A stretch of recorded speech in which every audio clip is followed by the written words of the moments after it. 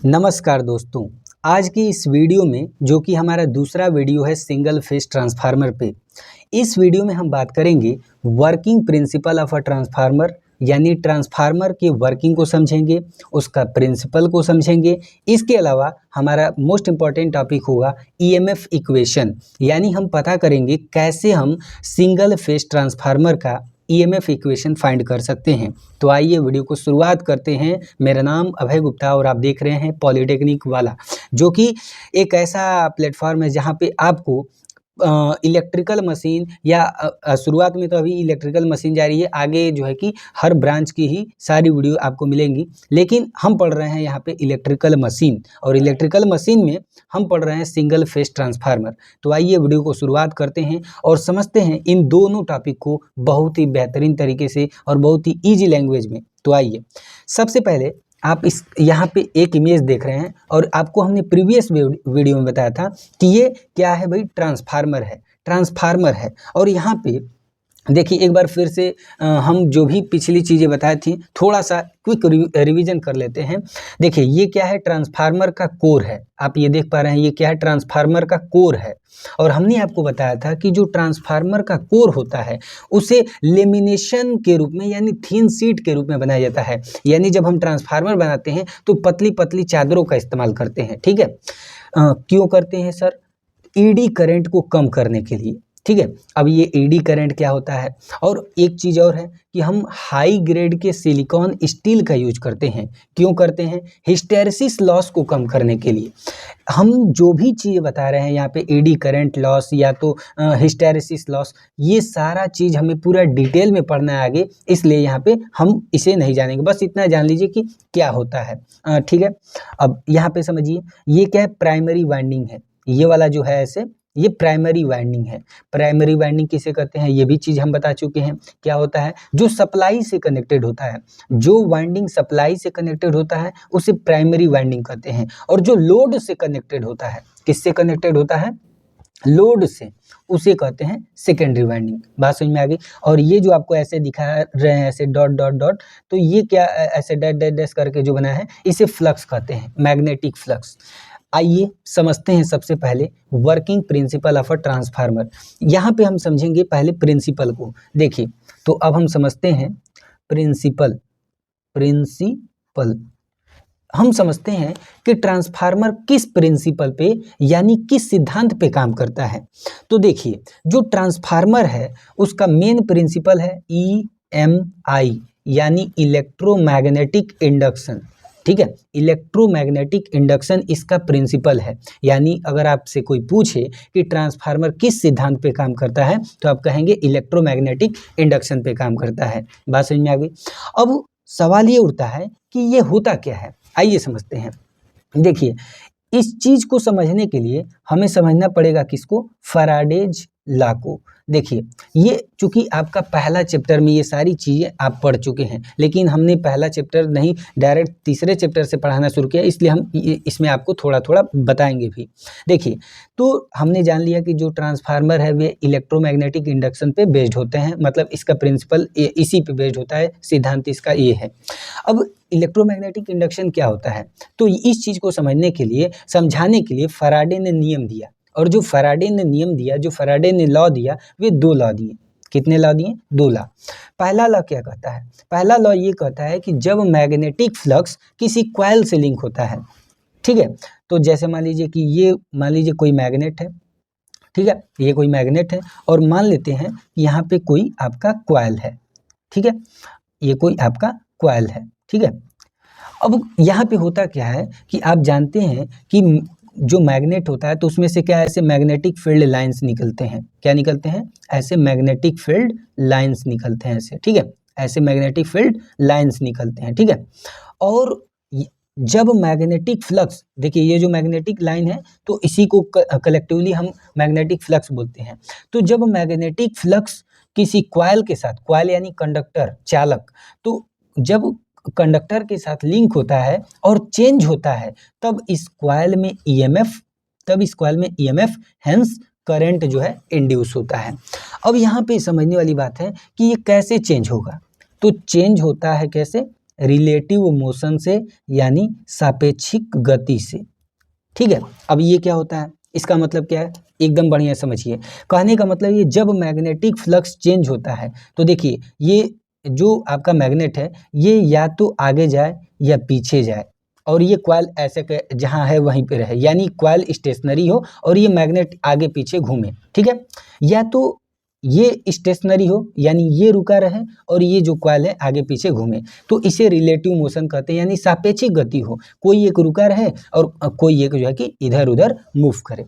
जैसे मान लीजिए ये मान लीजिए कॉइल है और मान लीजिए कि ये आपका क्या है, मैग्नेटिक फ्लक्स है। तो जब मैग्नेटिक फ्लक्स चेंज होता है तो मान लीजिए ऐसे ऐसे चेंज होगा, तो जब मैग्नेटिक फ्लक्स चेंज होता है तब क्या होता है, कॉइल में ईएमएफ हेंस करंट इंड्यूस होता है। तो ये फैराडे का पहला नियम है। ठीक है, दूसरा नियम क्या कहता है कि जो इसमें ईएमएफ इंड्यूस होता है वे क्या होता है, डायरेक्टली प्रोपोर्शनल होता है rate of change of flux के। बात समझ में आ गई। Rate of change of flux को हम ऐसे लिखते हैं d∅/dt से। इतना समझ में आ गया। तो आप यहाँ पे ट्रांसफार्मर का जब प्रिंसिपल लिखेंगे तो आप बताएंगे कि जो ट्रांसफार्मर होता है वे इलेक्ट्रोमैग्नेटिक इंडक्शन पे बेस्ड होता है। ठीक है, और इलेक्ट्रोमैग्नेटिक इंडक्शन क्या होता है, आप बताएंगे कि जब मैग्नेटिक फ्लक्स किसी कॉइल के साथ लिंक होता है और चेंज होता है तब ईएमएफ हेंस करंट कॉइल में इंड्यूस होता है। ठीक है, और आप फैराडे के दोनों लॉ को भी यहाँ पे समझ लिए। अब हम समझते हैं कि देखिए ये तो भाई इलेक्ट्रोमैग्नेटिक इंडक्शन हुआ। अब यहाँ पे थोड़ा एक चीज समझिए कि इंडक्शन जो होता है ये क्या होता है। इंडक्शन, देखिए इंडक्शन को समझने के लिए यहाँ पे हम एक और वर्ड ले रहे हैं, कंडक्शन।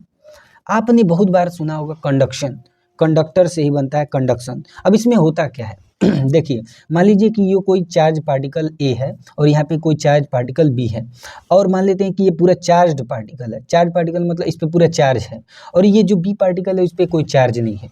अब मान लीजिए इसमें कोई तार ऐसे जोड़ दें तो यहाँ पे जो चार्ज है वे इस पे आना शुरू हो जाएगा, यानी कि इस पे ट्रांसफर होने लगेगा। यानी यहाँ पे अगर कोई फिजिकल कांटेक्ट है, कहने का मतलब ये है कि जब चार्ज ट्रांसफर होता है फिजिकल कांटेक्ट के द्वारा तो उसे कंडक्शन कहते हैं। फिजिकल कांटेक्ट मतलब जुड़ा रहे, तार से जुड़ा रहे या डायरेक्टली आपस में जुड़े रहे, तो क्या हो, चार्ज का ट्रांसफर हो, तो उस प्रोसेस को कंडक्शन कहते हैं। लेकिन इंडक्शन में पता है क्या होता है, इंडक्शन में दो चार्ज मान लीजिए दो पार्टिकल हैं, एक चार्ज पार्टिकल एक अनचार्ज पार्टिकल। मान लीजिए कि इस पे चार्ज है, ठीक है, ऐसे चार्ज है और इस पे चार्ज नहीं है, लेकिन और इनके बीच में कोई फिजिकल कांटेक्ट नहीं, मतलब न तार से जुड़े हैं और न ही एक दूसरे से चिपके हुए हैं, यानी कोई भी फिजिकल कांटेक्ट, यानी यहाँ पे लिख दे रहे हैं कोई भी फिजिकल कांटेक्ट कांटेक्ट नहीं है, मतलब कोई भी फिजिकल कांटेक्ट ना हो, मतलब न तार से जुड़ा हो न ऐसे आपस में अटैच हो। ठीक, तो जब फिजिकल कांटेक्ट नहीं हो फिर भी इसका चार्ज इस पे आ जाए तो उस प्रोसेस को कहते हैं इंडक्शन। अब हम ये क्यों बता रहे हैं, क्योंकि आप पढ़ेंगे कि जो इसी में पढ़ेंगे कि जो ट्रांसफार्मर का जो प्रिंसिपल है उसका प्रिंसिपल आप एक तो ये लिख सकते हैं या तो आप लिख सकते हैं म्यूचुअल इंडक्शन, ये भी आप लिख सकते हैं, आप दोनों, लेकिन मेन ये चीज़ लिख सकते हैं, ये भी लिख सकते हैं, ये भी लिख सकते हैं। ठीक है, दोनों लिख लीजिएगा। तो कहने का मतलब क्या है कि जो ट्रांसफार्मर है ये किस प्रिंसिपल पे बेस्ड होता है, म्यूचुअल इंडक्शन पे। दो कॉइल के बीच में जो म्यूचुअल इंडक्शन होता है उसी पे बेस्ड होता है कौन, प्रिंसिपल, यानी ट्रांसफार्मर। तो ट्रांसफार्मर का ये हो गया प्रिंसिपल, यानी सिद्धांत। किस सिद्धांत पे कार्य करता है, तो इलेक्ट्रोमैग्नेटिक इंडक्शन, या तो आप बोल सकते हैं म्यूचुअल इंडक्शन पे। अब म्यूचुअल इंडक्शन समझ रहे हैं क्या, देखिए एक कॉइल यहाँ पे है, एक कॉइल यहाँ पे है, लेकिन ये दोनों आपस में कनेक्टेड नहीं है। अब आपको लग रहा है कि ये तो एक ही लोहा से दोनों के दोनों हैं, तो इसका मतलब ये कंडक्टर है, तो नहीं, क्योंकि जब ये इस तार को इसमें लपेटा गया उससे पहले इंसुलेटर लगाया जाता है, और हमने आपको बताया भी होगा कि इंसुलेटर लगा होता है, इसके ऊपर लगा होता है, और यहाँ पे भी इंसुलेटर लगा होता है, इसके ऊपर लगा होता है। ऐसा नहीं है कि ये पूरा लोहा का है तो इस पर लपेट दिए, नहीं, ऐसा नहीं होता है। पहले इंसुलेटर और उसके ऊपर ऐसे तार को लपेटा होता है, उसी तरह यहाँ पे। यानी हम ये कह सकते हैं कि यहाँ पे जो वाइंडिंग है दोनों, कौन कौन, प्राइमरी वाइंडिंग, सेकेंडरी वाइंडिंग, ये दोनों इलेक्ट्रिकली क्या होते हैं, सेपरेट होते हैं, लेकिन मैग्नेटिकली कनेक्टेड होते हैं। देखिए मैग्नेटिकली कनेक्टेड क्यों है, क्योंकि यहाँ से जो फ्लक्स है, प्राइमरी का जो फ्लक्स है वे सेकेंडरी से लिंक है। तो हम कह सकते हैं कि जो ट्रांसफार्मर होता है, बेसिक अगर हम ट्रांसफार्मर में देखें तो उसमें क्या होता है, जो वाइंडिंग होती है वे इलेक्ट्रिकली तो अलग होती है, लेकिन अगर मैग्नेटिकली देखें तो वे लिंक होती हैं। बात समझ में आ गई। तो ये पूरा आपका प्रिंसिपल है। आप जब प्रिंसिपल लिखेंगे, सिद्धांत लिखेंगे ट्रांसफार्मर का, तो आप ये बात लिख सकते हैं। इसमें इतना चीज़ें बता दी हैं कि आप प्रिंसिपल जब लिखें तो 50 से 60 वर्ड लिख सकते हैं। अब आइए समझते हैं थोड़ा वर्किंग को। तो अब हमारा हेडिंग होगा वर्किंग ऑफ ट्रांसफार्मर। ठीक है, अब इसको समझते हैं। देखिए इसका वर्किंग क्या कहता है, जब यहाँ पे मान लीजिए ऐसे हम दिखा दे रहे हैं कि ये सप्लाई से कनेक्टेड है। देखिए इसका वर्किंग आप कैसे लिखेंगे, जब ट्रांसफार्मर सप्लाई से कनेक्टेड होता है, सप्लाई से कनेक्टेड का मतलब यहाँ पे एसी सप्लाई से कनेक्टेड है, तो जब ट्रांसफार्मर सप्लाई से कनेक्टेड होता है तब क्या होता है, प्राइमरी वाइंडिंग में फ्लक्स चेंज होता है। अब यहाँ पे समझिए चेंज कैसे हो रहा है। जैसे आप पढ़े हैं अल्टरनेटिंग करंट के बारे में थोड़ा भी, तो आप जानते हैं कि जो अल्टरनेटिंग करंट होते हैं वे ऐसे सिनुसॉइडल वेव नेचर के होते हैं। अब इसका मतलब क्या है कि इसका मतलब ये है कि ये क्या होता है, हमेशा चेंज होते रहते हैं, कभी पॉजिटिव होगा, कभी निगेटिव होगा, कभी पॉजिटिव निगेटिव। अब इससे क्या हो रहा है कि ये चेंज हो रहा है जब बार बार, तो इससे क्या होगा कि मान लीजिए इधर जो फ्लक्स है, इसको आप यहाँ पे हम बगल में इमेज दिखा रहे हैं, इससे आप समझ सकते हैं जब फ्लक्स चेंज होगा तो इस कॉइल में जब फ्लक्स जाएगा तो कई फ्लक्स जब पॉजिटिव होगा तो बढ़ेगा, तो फिर डीमैग्नेटाइज होगा, ऐसे माइनस में जाएगा तो घटेगा, बढ़ेगा घटेगा, बढ़ेगा घटेगा, यानी बार बार पॉजिटिव निगेटिव इस नेचर के कारण जो फ्लक्स होता है वे चेंज होता है। बहुत ध्यान से समझिए कैसे इसी प्रिंसिपल पे बेस्ड हो रहा है, ये भी समझ में आ जाएगा। ठीक है, तो यहाँ पे क्या होता है, जब हम ट्रांसफार्मर को एसी सप्लाई से कनेक्ट करते हैं तब इसमें क्या होता है, फ्लक्स चेंज होता है, किसमें, प्राइमरी वाइंडिंग में। और जब फ्लक्स चेंज होता है तो फ्लक्स चेंज होने के कारण हम जैसा जानते हैं कि फैराडे के लॉ से जब फ्लक्स चेंज होगा तो कॉइल में क्या होगा, ईएमएफ इंड्यूस होगा, और जब ईएमएफ इंड्यूस होता है तो हेंस करंट इंड्यूस होता है। यानी इसमें क्या हो गया, करंट इंड्यूस हुआ, किसमें, प्राइमरी वाइंडिंग में करंट इंड्यूस हो गया। और यहाँ पे आप देख रहे हैं कि एक ही कॉइल था, देखिए एक ही यहाँ पे वाइंडिंग थी, और सेम वाइंडिंग में क्या हुआ, ये फ्लक्स चेंज हुआ, ईएमएफ हेंस करंट इंड्यूस हुआ। तो इस प्रकार जो ईएमएफ इंड्यूस हुआ या उस प्रोसेस को कहते हैं सेल्फ इंडक्शन।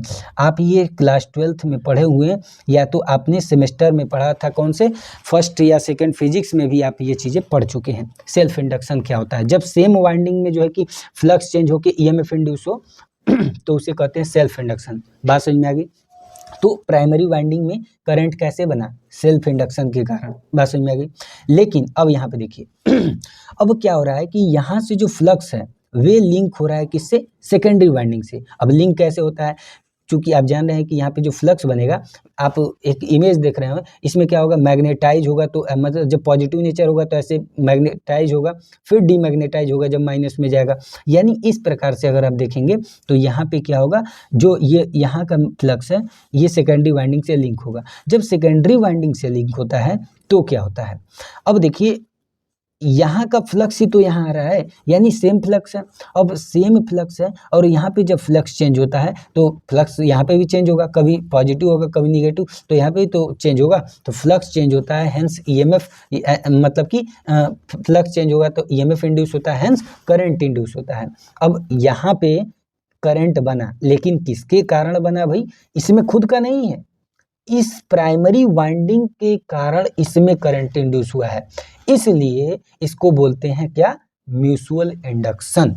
इसीलिए जब हम ट्रांसफार्मर का प्रिंसिपल लिखते हैं तो हम कहते हैं कि जो ट्रांसफार्मर है वे दो कॉइल के बीच में जो म्यूचुअल इंडक्टेंस पे बेस्ड होता है या म्यूचुअल इंडक्शन पे बेस्ड होता है, तो हम इसीलिए ट्रांसफार्मर का प्रिंसिपल ये लिखते हैं। इलेक्ट्रोमैग्नेटिक इंडक्शन प्रिंसिपल लिख सकते हैं, कारण क्या भाई, कि देखिए इसमें इलेक्ट्रोमैग्नेटिक इंडक्शन हो रहा है, फ्लक्स चेंज हो रहा है, हेंस ईएमएफ हेंस करंट बनना है, तो यही तो फैराडे ने कहा था।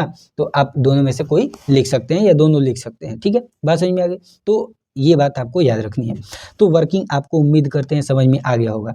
क्या आप एक बार फिर से अगर हम जानें तो ट्रांसफार्मर को जब हम एसी सप्लाई से कनेक्ट करते हैं तो प्राइमरी वाइंडिंग में क्या होता है, फ्लक्स चेंज होता है, hence EMF hence current induce होता है, ठीक है। और इसके कारण जो है कि सेकेंडरी वाइंडिंग में भी फ्लक्स चेंज होता है और इसमें ईएमएफ हेंस करंट इंड्यूस होता है। बात समझ में आ गई। तो ये इसका प्रिंसिपल है। आप इसको जब लिखेंगे तो बहुत बड़ा लिखा जाएगा, ऐसा नहीं कि हम बोल दिए। तो अब इसको आप लिखेंगे तो बढ़िया से आपको कम से कम 50 to 80 वर्ड में आप इसको लिख सकते हैं वर्किंग को। तो ये जो है ट्रांसफार्मर इस तरह से काम करता है। उम्मीद करते हैं आपको इतनी सारी बातें समझ में आ गई होंगी। और बेसिक सी बात क्या है, जैसे हमने बताया था कि जो ट्रांसफार्मर का कोर होता है, चूंकि ट्रांसफार्मर का कोर आपको बताया थे कि कैसे बनता है, high grade silicone steel core से बना होता है। ये क्यों इस प्रकार की जो है कि मटेरियल का इस्तेमाल किया जाता है कोर को बनाने के लिए, ताकि हिस्टैरिसीस लॉस कम हो सके। बात समझ में आ गई। और एडी करंट को कम करने के लिए हम कुछ स्पेशल शेप देते हैं कोर का, जैसे ई शेप का, आई शेप का, एल शेप का। देखिए ये क्या है, एल शेप का, यहाँ पे ऐसे काट देंगे ऐसे, तो ये देखिए एल शेप का बन जाएगा। ऐसा लगेगा कि दो एल को आपस में अपोजिट करके ऐसे जोड़े हुए हैं, ठीक है। तो बात समझ में आ गई। तो ये सारी बातें थी। अब यहाँ से कंक्लूजन आप 3-4 बातें निकाल सकते हैं। पहला क्या कि ट्रांसफार्मर क्या करता है, इलेक्ट्रिकल पावर को ट्रांसफ़र करता है। देखिए यहाँ पे हमने सप्लाई दिया और यहाँ से क्या हो गया, सप्लाई यहाँ पे चला गया, यानी पावर को ट्रांसफ़र करता है, ठीक है। दूसरी बात एकदम इम्पॉर्टेंट, बहुत इंपॉर्टेंट है, ध्यान से समझिए। जब ट्रांसफार्मर इलेक्ट्रिकल पावर को ट्रांसफ़र करता है यहाँ से यहाँ, एक सर्किट से दूसरे सर्किट में, तो इसमें एक चीज़ है जो सेम रहता है, वे फ्रिक्वेंसी। क्या है, फ्रिक्वेंसी सेम रहता है। इसको एग्जाम्पल से समझिए। जैसे मान लीजिए कि आप हैं, आपके पास जो है एक बड़ा सा चॉकलेट है, आपका कोई दोस्त आया और यहाँ पे जो है आपसे एक मतलब चॉकलेट मांगा, तो आपने क्या किया कि इतना सा छोटा सा एक पार्ट इनको दे दिया। यहाँ पे समझने वाली बात क्या है, आपके पास था एक बड़ा सा चॉकलेट, आपने क्या किया कि एक छोटा चॉकलेट इसको दे दिया। लेकिन आप बताइए कि इसमें एक चीज़ कॉमन रह गया, बताइए क्या, उसकी जो स्वाद है वे सेम रहेगी। बड़ा वाला मिठाई को खाइएगा तभी वही स्वाद रहेगा, और जो छोटा ऐसे तोड़ के दिए हैं वही रहेगा। ट्रांसफार्मर में भी सेम वही बात है। देखिए ये ट्रांसफार्मर है, बड़ा चॉकलेट का मतलब क्या, हाई वोल्टेज, ठीक है, और ये छोटा सा पार्ट दे दिया यानी लो वोल्टेज। तो जब यहाँ पे इलेक्ट्रिकल पावर ज़्यादा था और फिर इसको दिया, यानी हाई वोल्टेज से लो वोल्टेज में कन्वर्ट हो गया, यानी पावर ट्रांसफ़र हो गया। लेकिन एक चीज़ इसमें सेम रह गया, क्या, स्वाद, और स्वाद के रूप में इसमें क्या है, फ्रिक्वेंसी। क्लियर हो गया। तो आप याद रखिए कि ट्रांसफार्मर जब इलेक्ट्रिकल पावर का ट्रांसफ़र करता है तो उसमें फ्रिक्वेंसी सेम रहती है। बात समझ में आ गई। बाकी आप प्रिंसिपल में बता सकते हैं कि ट्रांसफार्मर का प्रिंसिपल क्या है, इलेक्ट्रोमैग्नेटिक इंडक्शन पे काम करता है, ठीक है। और दो इलेक्ट्रिकल सर्किट के बीच में क्या होता है, म्यूचुअल इंडक्शन होता है। एकदम बेहतरीन तरीके से उम्मीद करते हैं आपको चीज़ें समझ में आ गई होंगी। अब हम अगला टॉपिक बात करते हैं, EMF equation of single phase transformer. चलिए तो थोड़ा आगे ऐसे कर लेते हैं। देखिए अब हमारा टॉपिक क्या है, EMF equation of single phase transformer. ठीक है, देखिए इसका सिंगल फेज ट्रांसफार्मर का हमें ईएमएफ इक्वेशन जानना है।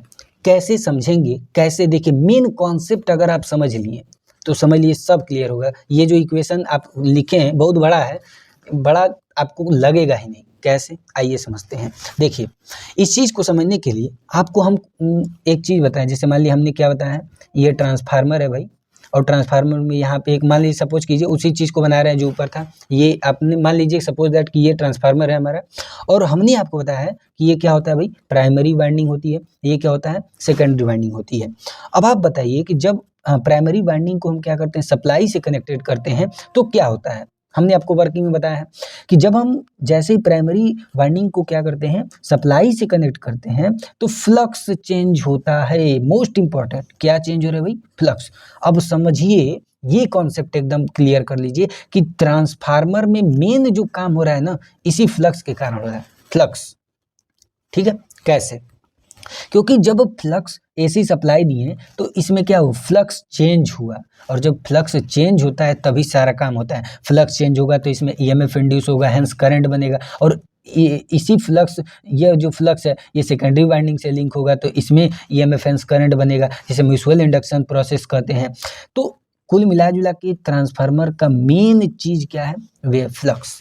कहानी यहीं से भी शुरू होगी। तो जब आप ईएमएफ इक्वेशन को लिखिएगा तो सबसे पहले आप बताएंगे कि ट्रांसफार्मर को जब हम प्राइमरी वाइंडिंग से कनेक्ट करते हैं, एसी मतलब ट्रांसफार्मर का जो प्राइमरी वाइंडिंग है जब उसको सप्लाई से कनेक्ट करते हैं तो फ्लक्स चेंज होता है, ठीक है, फ्लक्स चेंज होता है। और फ्लक्स चेंज हो रहा है तो हम जानते हैं, आप पढ़े होंगे बीडब्ल्यू में, या तो आप अल्टरनेटिंग करंट आप क्लास 12th में चैप्टर भी है तो वहाँ आप पढ़े होंगे कि आई इक्वल टू हम क्या लिखते हैं, क्यों ये बता रहे हैं, देखिए i equal to i m sine omega t, आप ये पढ़े होंगे। ये वाला इक्वेशन भी पढ़े, ये करंट के लिए है, ये किसके लिए है, करंट के लिए है। E equal to E M sine omega T, ये किसके लिए, ईएमएफ के लिए है। और उसी तरह phi equal to phi M sine omega T, ये किसके लिए है, फ्लक्स के लिए। ये क्या है, ये इक्वेशन है, ये करंट का इक्वेशन है, ये ईएमएफ का इक्वेशन है, ये फ्लक्स के लिए इक्वेशन है। किस चीज़ के लिए, फॉर अल्टरनेटिंग करंट के लिए। किसके लिए, अल्टरनेटिंग करंट के लिए। यानी जैसे हम लोग पढ़ते हैं वोल्टेज, ये करंट, लेकिन ये डीसी सप्लाई में होता है, लेकिन उसी को जब हम एसी में पढ़ेंगे तो इस प्रकार उसका इक्वेशन होता है। अब इन सारी चीज़ों का जो है ये प्रूफ भी है उसमें, लेकिन हमको उतना पढ़ना नहीं है, बस आप ये याद रखिए, छोटा छोटा है। I equal to i m sine omega t, e equal to E M sine omega t, phi equal to phi M sine omega t. अब यहाँ से शुरुआत करते हैं। देखिए ट्रांसफार्मर में मेन काम क्या हो रहा है, फ्लक्स का चेंज होना। फ्लक्स चेंज होता है तभी सारा काम होता है। यानी हम मान लेते हैं कि फाई इक्वल टू क्या है, यहाँ से फाई इक्वल टू क्या है, phi M sine omega T. पहला स्टेप आपको ये कहना है कि देखिए जैसा कि हम जानते हैं कि यहाँ पे फाई इक्वल टू क्या होता है, phi M sine omega T होता है अल्टरनेटिंग करंट के लिए, ठीक है। अब यहाँ पे फैराडे लॉ से क्या कह सकते हैं, फैराडे ने बताया था कि जो ईएमएफ होता है वे क्या होता है, rate of change of flux के प्रोपोर्शनल होता है। और वहाँ से फार्मूला क्या आता है, E equal to minus N D phi by D T. देखिए इन्होंने क्या बताया था, यहाँ पे आपको बताया है, इसीलिए बता भी दिए हैं, जो ईएमएफ इंड्यूस होता है वे डायरेक्टली प्रोपोर्शनल होता है rate of change of flux के। और इसी को जब प्रोपोर्शनल साइन हटाएंगे तो ई इक्वल टू आता है minus N D phi by D T, ठीक है। तो वैसे तो क्या आता है, और के की वैल्यू 1 होती है, और एन क्या है, नंबर ऑफ टर्न से, यानी कितना फेरा लपेटा गया है, ठीक है। तो यहाँ से ये फार्मूला आता है। अब आगे चलिए देखिए, तो हम ये फार्मूला जानते हैं किससे, ये कहाँ से है, from Faraday law, Faraday's law, यानी फैराडे के नियम से हमें ये चीज़ मिलती है। अब आगे समझिए, देखिए अच्छा E इक्वल टू ये पता है तो आप ऐसे लिख सकते हैं, E equal to minus N D upon D T, और फाई की वैल्यू ये पूरा उतार दीजिए इतना, तो ये हो जाएगा आपका phi M sine omega T, ठीक है, समझ में आ गया। अब आगे बढ़ते हैं, देखिए अब क्या करना है, अब यहाँ पे E equal to minus n, देखिए फाई एम ये कांस्टेंट है, मैक्सिमम फ्लक्स बाहर कर दीजिए, और ये क्या हो जाएगा, डी अपान D t sine omega T, ठीक है। आगे बढ़ते हैं, समझ में आगे होगा इतना।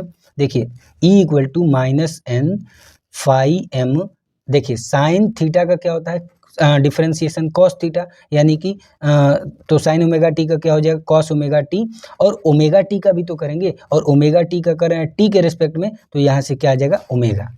बात समझ में आ गई। देखिए आपको डिफरेंशिएशन भाई आना चाहिए, तो ई इक्वल टू क्या हो जाएगा, minus N phi M omega cos omega T. देखिए ओमेगा को इधर लिख दिए हैं एक जगह, ठीक है।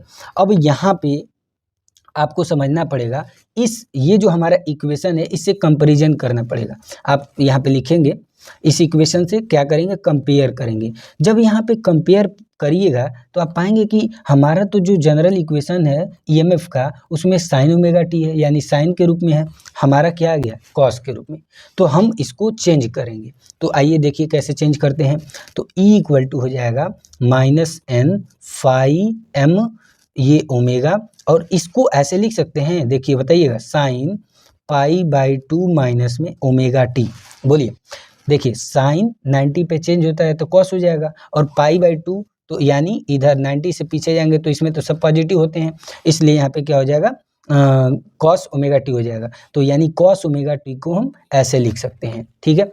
चलिए आगे बढ़ते हैं। अब ये जो माइनस है, इस माइनस को इसमें मल्टीप्लाई कर देंगे तो ये प्लस हो जाएगा और ये इधर वाला माइनस। तो इसको हम यहाँ पे थोड़ा लिखते हैं। देखिए इधर लिख दे रहे हैं, इधर आपको दिखाई दे रहा होगा। देखिए तो हम क्या लिख दे रहे हैं, ई इक्वल टू जो यहाँ पे माइनस था, यहाँ पे जो माइनस था इसको क्या कर रहे हैं, हटा रहे हैं। तो मल्टीप्लाई करेंगे तो ये क्या हो जाएगा, देखिए एन फाई एम ओमेगा, और ये क्या हो जाएगा साइन क्या ओमेगा टी, पहले हो जाएगा माइनस माइनस प्लस हो जाएगा, और जो पाई बाई 2 प्लस था वे माइनस हो जाएगा। तो ऐसे लिख सकते हैं, ठीक है। अब समझिए यहाँ पे ये जो पूरा है इतना, इसको हम मान लेते हैं ई एम। देखिए यहाँ पे हम जनरल इक्वेशन क्या लिखे थे, E equal to E M sine omega T. तो हमको तो ये साइन के रूप में आ गया पूरा ये, और ई एम इस पूरे को मान लेते हैं। यानी अब यहाँ से हमने क्या किया, लेट कर लिया E M equal to N phi M omega. Clear है, हमने क्या किया, इस पूरे को, ये जो टर्म था इस पूरे के ई एम मान लिया, ठीक है। तो यहाँ से ई एम इक्वल टू हो गया N phi M omega. Clear हो गया। अब यहाँ पे समझिए E M equal to N phi M omega equal to क्या होता है, 2 पाई अपन में टी होता है, और जब टी को ऊपर लेके जाएंगे तो ये फ्रिक्वेंसी हो जाता है, यानी omega equal to 2 pi F. ठीक है, यहाँ पे एफ क्या है, फ्रिक्वेंसी है, फ्रिक्वेंसी। अब भाई फ्रिक्वेंसी आपने पढ़ा है कि 1 सेकंड में जितनी बार वाइब्रेशन करता है उसे कहते हैं फ्रिक्वेंसी। तो ई ओमेगा की वैल्यू यहाँ पर रख दे रहे हैं क्या, 2 पाई एफ। ठीक है, अब ये देखिए E M equal to N phi M, और यहाँ पे हो जाएगा आपका 2 पाई एफ। ठीक है, सेम वही हो गया। अब यहाँ पे समझिए हम क्या करने जा रहे हैं।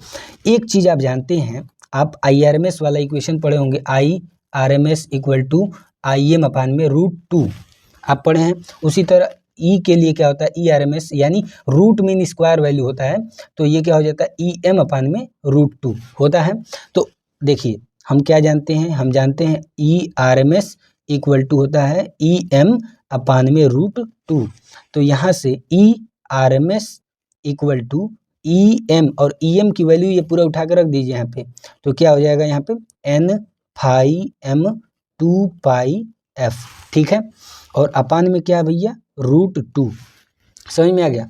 तो देखिए यहाँ पे क्या हो जाएगा, ERMS इक्वल टू क्या हो जाएगा, N फाई M, और ये देखिए 2, और देखिए यहाँ से इसको हटाएंगे तो ये √2 बचेगा, यानी हो जाएगा, ये F रख दीजिए और यहाँ पे √2 और पाई। अब देखिए √2 की वैल्यू पता है क्या होती है, 1.44, और इसकी वैल्यू क्या, पाई की वैल्यू जानते हैं 3.14। इन दोनों को जब आप मल्टीप्लाई करेंगे तो आएगा 4.44। ठीक है, और बाकी जो बचा है उसको लिख दीजिए N फाई M F। ठीक है, और यहाँ पे आ जाएगा ERMS इक्वल टू इतना। तो देखिए ERMS को हम मान ले रहे हैं E। ठीक है, ERMS को अब इतना बड़ा बार बार लिखे नहीं, तो E मान दे रहे हैं, तो E इक्वल टू हो जाएगा, क्योंकि ERMS क्यों ले रहे हैं ये समझ में आ रहा है, क्योंकि अल्टरनेटिंग करंट सप्लाई हो रहा है ना ट्रांसफार्मर को, और ट्रांसफार्मर में जो है अल्टरनेटिंग करंट के लिए हम रूट मीन स्क्वायर वैल्यू लेते हैं, तो इसीलिए ERMS ले रहे हैं। तो ERMS को हम E लिख दिए, और E इक्वल टू क्या हो गया यहाँ पे 4.44 N फाई M F। देखिए ये हो गया आपका इक्वेशन, किसका, ट्रांसफार्मर, जो सिंगल फेज ट्रांसफार्मर है उसका EMF का ये इक्वेशन हो गया, E equal to 4.44 N phi M F। अच्छा इसमें देखिए ये तो कांस्टेंट है, ये N क्या है भैया, नंबर ऑफ टर्न्स है, नंबर ऑफ टर्न्स यानी फेरों की संख्या, फाई M क्या है, मैक्सिमम फ्लक्स है, F क्या है, फ्रिक्वेंसी है। इतनी बात समझ में आ गई। चलिए एक चीज़ और समझिए, यहाँ पे थोड़ा नेक्स्ट पेज पे समझते हैं। तो यहाँ पे बात करते हैं, देखिए हमारा क्या फार्मूला आया था, E equal to 4.44 phi M N F। देखिए ये फार्मूला आया था। अब ये हमारा क्या है, ये सिंगल फेज ट्रांसफार्मर में EMF का इक्वेशन है। ठीक है, लेकिन हम जानते हैं कि हमारे ट्रांसफार्मर में भाई 2 वाइंडिंग है, एक प्राइमरी वाइंडिंग है और एक सेकेंडरी वाइंडिंग है। बात समझ में आ रही है। तो 2 वाइंडिंग है, तो इसमें जैसे मान लीजिए ऐसे हमने बनाया था आपको, तो यहाँ पे एक फेरा था, एक यहाँ पे फेरा था, सप्लाई से कनेक्टेड है, तो वहाँ पे मान लेते हैं कि E1 जो है कि वोल्टेज है, EMF है, और यहाँ पे E2 है। तो E1 के लिए क्या इक्वेशन होगा, देखिए मान लेते हैं कि यहाँ पे जो नंबर ऑफ टर्न्स है, जो लपेटा गया है उसे मान लेते हैं N1, और यहाँ पे जो लपेटा गया है तार उसको मान लेते हैं N2 है। ठीक है। तो देखिए, तो यहाँ पे E1 इक्वल टू क्या हो जाएगा, E1 इक्वल टू हो जाएगा 4.44, ठीक है, 5m। देखिए n, यहाँ पे n क्या नंबर ऑफ टर्न्स है, तो ये क्या हो जाएगा भैया, N1 हो जाएगा, ठीक है। लेकिन फ्रिक्वेंसी आपको हमने बताया कि ट्रांसफार्मर में फ्रिक्वेंसी सेम रहती है, तो ये आपका हो गया पहला इक्वेशन।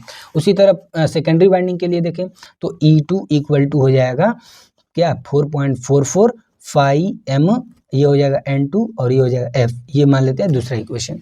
अब दोनों को क्या कर रहे हैं, डिवाइड कर दें। तो जब दोनों को डिवाइड करेंगे, मान लीजिए यहीं पे ऐसे डिवाइड कर दिए, तो क्या हो जाएगा, यहाँ से हो जाएगा E1 upon E2 equal to, देखिए ये पूरा कैंसिल हो, कट, ये 5m कट, और यहाँ पे फ्रिक्वेंसी कट, यानी क्या बच जाएगा, N1 अपान में N2।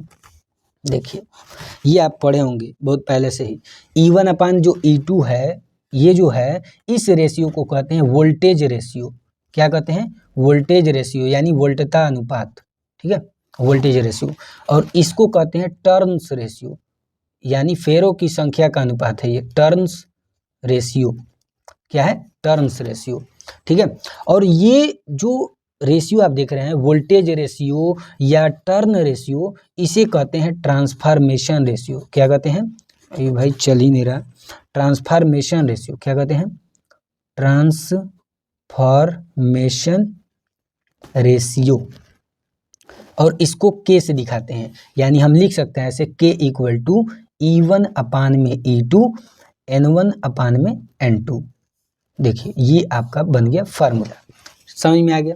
एक चीज़ और यहाँ पे समझिए थोड़ा, जैसे ये मान लेते हैं कि ये एक ट्रांसफार्मर है, और यहाँ पे आप क्या ऐसे मान लेते हैं, सपोज ये प्राइमरी वाइंडिंग है, यहाँ पे मान लेते हैं सपोज ये सेकेंडरी वाइंडिंग है। ये क्या है हमारा प्राइमरी वाइंडिंग, ये क्या है सेकेंडरी वाइंडिंग, ठीक है।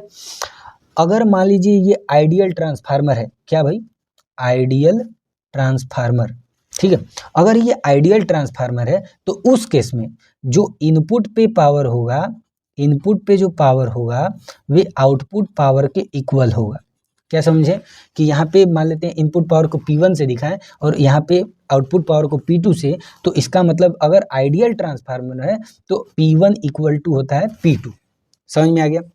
अब देखिए हम जानते हैं क्या है, P इक्वल टू क्या होता है, VI होता है, तो VI है तो EI भी लिख सकते हैं, ठीक है। तो यहाँ से हम कह सकते हैं क्या, कि देखिए यहाँ पे हो गया आपका VI, ठीक है, और यहाँ पे हो गया आपका VI, लेकिन ये पहला वाला प्राइमरी वाइंडिंग के लिए है, तो ये V1 I1 और ये V2 I2। तो यहाँ से क्या हो जाएगा, V1 अपान में V2 इक्वल टू I2 अपान में I1। बात समझ में आ गई। अब थोड़ा समझिए यहाँ पे, देखिए जो ये E लिख रहे हैं ये क्या है, ये EMF है। EMF का मतलब समझ रहे हैं, हमने बताया था कि यहाँ पे जब सप्लाई से कनेक्ट करेंगे, तो सप्लाई से कनेक्ट करेंगे तो भैया कुछ ना कुछ वोल्टेज जाएगा, जिसे हम भी कहते हैं टर्मिनल वोल्टेज, और इसमें EMF इंड्यूस हो रहा है। इस फ्लक्स के यहाँ से जब सप्लाई से कनेक्ट करें तो फ्लक्स चेंज होगा, और फ्लक्स चेंज हो रहा है तब ना EMF बन रहा है, और उस EMF को हम E कहते हैं। तो टर्मिनल वोल्टेज और ये जो है EMF, अगर प्रैक्टिकल ट्रांसफार्मर में देखें तो इन दोनों के बीच में कोई खास डिफरेंस नहीं होता है, इसीलिए हम V इक्वल टू E मानते हैं। तो अगर ये समझ लिए तो यहाँ से हम ये भी तो कह सकते हैं कि K equal to V1 upon V2 या तो E1 अपान में E2 इक्वल टू N1 अपान में N2। और यहाँ से एक चीज़ और मिल गया, जब V1 अपान V2 है तो ये I2 अपान I1 के इक्वल है, तो I2 अपान में I1। तो देखिए ये रिलेशन मिल गया आपको। इस पे आपको न्यूमेरिकल मिलेंगे, और हम न्यूमेरिकल कब बताएंगे, जब पूरा लेक्चर कंप्लीट हो जाएगा तब। बीच बीच में न्यूमेरिकल नहीं, पूरा कॉन्सेप्ट इस समय ज़्यादा जरूरी है, तो हाँ न्यूमेरिकल जरूर बताएंगे। लेकिन याद रखिएगा ये जो यहाँ से फार्मूला आ रहा है, इस पे बहुत ज़्यादा आपको न्यूमेरिकल मिलेगा। यहाँ पे ये करंट का रेशियो है, ये टर्न्स का रेशियो है, ये किसका है, EMF का रेशियो है, और ये वोल्टेज का रेशियो है, और ये क्या है, ट्रांसफॉर्मेशन रेशियो, जिसे हम K से दिखाते हैं। तो ये जो है पूरा निचोड़ है, मतलब इतनी बारीकी से ये सारी चीज़ें आपको बता रहे हैं कि आप भी खुश हो जाएंगे। चलिए तो थोड़ा सा और हम आगे बात करते हैं इस चीज़ के लिए। देखिए ये पूरा जो कॉन्सेप्ट है, उम्मीद करते हैं आपको सारी जानकारी समझ में आ गई होगी। EMF का, अगर ट्रांसफार्मर जो सिंगल फेज ट्रांसफार्मर है उसमें EMF का इक्वेशन अगर आपसे डिराइव करने को कहेगा, या आप ये इसे याद भी रखिए, E equal to 4.44 5m NF, यहाँ पे F क्या है, फ्रिक्वेंसी है, ध्यान रखिएगा। और ये आपको जो इससे पूरा कंक्लूजन निकाल के लाए हैं तो ये वाला चीज़ है। उम्मीद करते हैं आपको ये सारी जानकारी पसंद आई होगी। तो मिलते हैं नेक्स्ट वीडियो में, और अगली वीडियो में हमारा टॉपिक क्या होगा हम पहले से बता देते हैं। No load transformer with phasor diagram. Phasor diagram यानी अगली वीडियो जो है इतना इम्पोर्टेंट होने वाला है, मोस्ट इम्पोर्टेंट। क्यों? क्योंकि ये एग्जाम में 5 नंबर का आएगा। आप सीरीज उठा के देखिएगा, एकदम रहेगा। No load transformer with phasor diagram. Phasor diagram बनाने में भाई आप रट्टा मारेंगे, लेकिन जब हम बताएंगे तो एकदम आपको एक एक चीज़ क्लियर होगा कि कहाँ कैसे लाइन खींचना है। तो उम्मीद करते हैं आपको ये सारी जानकारी समझ में आई। 2 कॉन्सेप्ट यहाँ पे सीखे हैं, लेकिन 2 नहीं, इसमें 1000 कॉन्सेप्ट हैं, क्योंकि इसमें एकदम हर एक चीज़ बारीकी से बताया गया है। तो उम्मीद करते हैं आपको ये वीडियो पसंद आया तो एक काम जरूर कीजिए, अपने जो भी फ्रेंड्स हैं उनको शेयर करिए। आप मान लीजिए कि 3rd सेमेस्टर है तो आपके बहुत सारे मित्र होंगे, एक कम से कम 5 लोग भेजेंगे तो उनको भी 5 लोग भेजिए। ऐसे करके जो है कि आप स्कैम कर सकते हैं, बड़ा बिजनेस। चलिए तो मिलते हैं नेक्स्ट वीडियो में, तो तब तक के लिए धन्यवाद।